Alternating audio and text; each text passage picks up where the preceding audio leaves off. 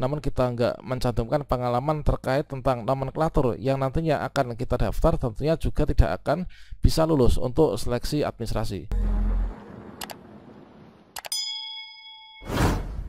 Sobat calon guru semuanya, seleksi P3K 2024 ini terbilang sangat tertutup ya. Meskipun dari Kemenpan RB telah menyampaikan siapa saja kategori pelamar yang bisa mendaftar P3K guru teknis maupun juga P3K tenaga kesehatan, sepertinya di sini nanti memang tidak seluruhnya ini nanti bisa melakukan pendaftaran. Dikarenakan memang untuk seleksi P3K 2024, kalau misalkan kita menyimak pada alur mekanismenya, ini untuk penuntasan tenaga non-ASN yang ada di instansi pemerintah.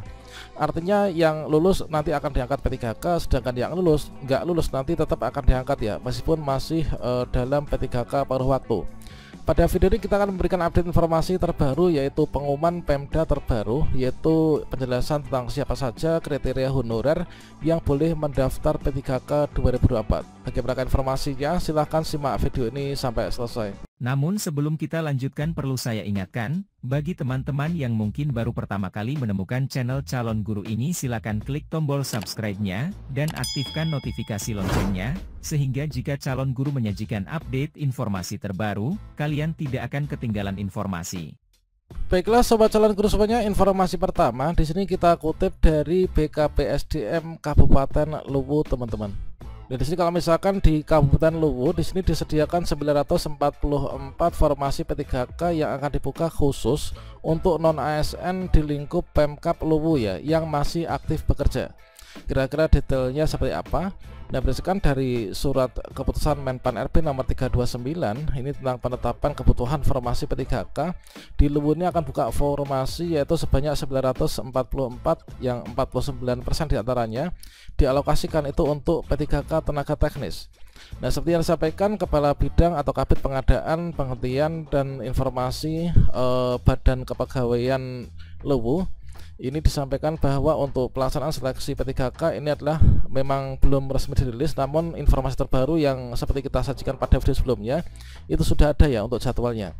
Nah, selanjutnya di sini untuk mekanisme pendaftaran seleksi jabatan fungsional guru diatur melalui Kemenpan RB nomor 348 yang memprioritaskan yaitu pelamar secara berurutan dari P1, kemudian XTHK 2, non-ASN terdaftar di database BKN, dan non-ASN yang aktif bekerja pada instansi pemerintah. Sedangkan untuk yang tenaga kesehatan, kesehatan dan teknis ya diatur melalui Kemenpan RB nomor 349 dan juga 347 melalui mekanisme pelamar prioritas ya. Ini berlaku kriteria prioritas secara berurutan dari XTHK 2, kemudian non-ASN yang terdaftar di database BKN dan juga non-ASN yang masih aktif bekerja. Dan selanjutnya juga disampaikan untuk ketentuan lain dalam mekanisme pendaftaran diatur yaitu ketentuan aktif ya, masih aktif bekerja hingga saat ini memiliki. Nah, selain masih aktif bekerja sampai saat ini telah memiliki pengalaman kerja yang sesuai atau relevan dengan kompetensi tugas jabatan yang nantinya akan dilamar. Nah, calon pelamar P3K mulai dari jenjang pemula, terampil, mahir, penyedia atau ahli pertama ini serta pelaksana ini wajib memiliki pengalaman kerja minimal 2 tahun dan 3 tahun ini untuk jenjang yang ahli muda ya. Nah, ini jadi di sini nanti untuk di Luwu ini adalah kriteria yang nanti bisa mendaftar. Selain kita masuk dalam kriteria, tentunya juga diwajibkan untuk kita itu masih aktif bekerja dan juga di sini memiliki pengalaman kerja antara 2 tahun sampai dengan 3 tahun. Hal senada juga disampaikan di pemerintah daerah Kabupaten Kuningan ya. Ini juga sudah menetapkan yaitu terkait dengan ketentuan seleksi P3K 2024.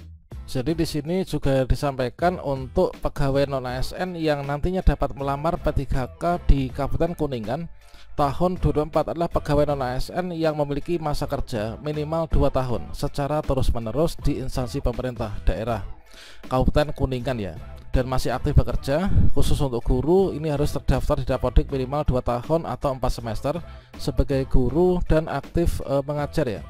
Nah, dengan demikian di sini tentunya setiap daerah itu sama ya, dikarenakan untuk penyelenggaraan seleksi P3K 2024 ini kan mengacu pada Kemenpan RB yang sama.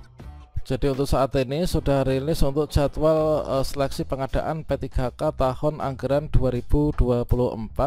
Tinggal nanti kita menunggu informasi dari pengumuman lowongan yang akan disampaikan yaitu oleh panitia seleksi instansi kita masing-masing.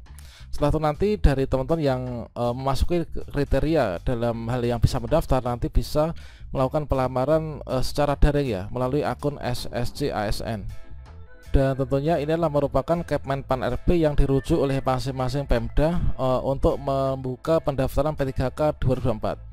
Jadi kalau misalkan di sini yang mekanisme seleksi P3K teknis itu adalah mengacu pada Kepmenpan RB nomor 347, yaitu yang bisa mendaftar itu adalah di sini yang pertama XTHK 2, kemudian non ASN terdaftar di database BKN, dan juga tenaga non ASN yang aktif bekerja di instansi pemerintah.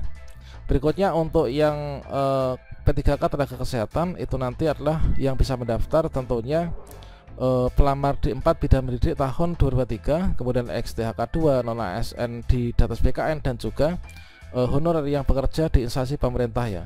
Nah, kemudian juga untuk yang di sini P3K tenaga guru ini adalah Kepmenpan RB nomor 348. Ini yang pertama adalah pelamar prioritas atau guru honorer yang sudah lulus passing grade tahun 2021. Kemudian XTHK 2, kemudian non ASN yang aktif bekerja, aktif mengajar ya di instansi pemerintah atau di sekolah negeri. Nah, sehingga untuk guru swasta ini nggak bisa untuk daftar P3K 2024, termasuk juga untuk pelamar P3K tenaga teknis maupun juga kesehatan pun yang tidak bekerja di instansi pemerintah ini juga nggak bisa mendaftar ya. Nah, selain itu di sini juga harus nanti aktif bekerja ya, harus masih aktif bekerja untuk melamar ini. Nah, selain aktif bekerja juga disyaratkan untuk nantinya itu kita tuh memiliki pengalaman kerja yang relevan. Nah, sesuai pengalaman di tahun-tahun sebelumnya, kalau misalkan pun kita itu aktif bekerja, kalau misalkan kita itu pengalaman kerjanya itu nggak relevan dengan formasi yang didaftar, tentunya nanti juga tidak akan bisa lulus ya di bagian seleksi administrasi. Kan untuk seleksi administrasi di tahun ini nanti sangat selektif banget ya. Dan di sini juga sudah ditetapkan untuk teman-teman yang mungkin P3K teknis maupun juga P3K tenaga administrasi di sekolah ya. Nah, di sini memang bisa saja nanti kita mendaftar formasi sesuai dengan ijazah yang kita miliki. Kalaupun nanti kita pengalaman kerjanya nggak relevan dengan jabatan yang nanti akan didaftar, ya tentunya kita nggak akan bisa untuk lulus seleksi administrasi. Nah, misalkan saja di sini saya tuh ijazahnya itu adalah misalkan sebagai ini ya. Misalkan ijazah saya itulah SLTA, ini adalah ijazah saya itu ada SMA sederajat ya. Ini kan untuk kualifikasi jabatan yang mempersyaratkan ijazah SMA. Ini kan nanti kita mendaftarnya itu di klasifikasinya itu masuk di klerek dan nomenklaturnya itu di pengadministrasi perkantoran. Nah, di sini syaratnya supaya saya bisa mendaftar ini adalah harus masih aktif bekerja. Kemudian juga di sini kita harus memiliki pengalaman kerja yang relevan. Nah, relevan dengan apa? Yaitu dengan pengalaman dalam bidang pengadministrasi perkantoran.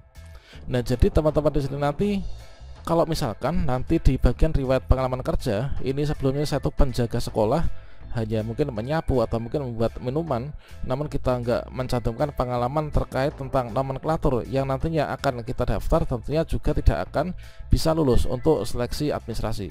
Jadi pada bagian ini selain teman-teman menetapkan kira-kira itu kita bisa daftar atau enggaknya, kemudian juga kita masuk kriteria yang bisa daftar di jadwal tahap 1 atau 2, tentunya harus perhatikan juga ya untuk pengalaman kerjanya ini dipastikan nanti sama, yaitu relevan dengan jabatan yang nantinya itu akan kita lamar.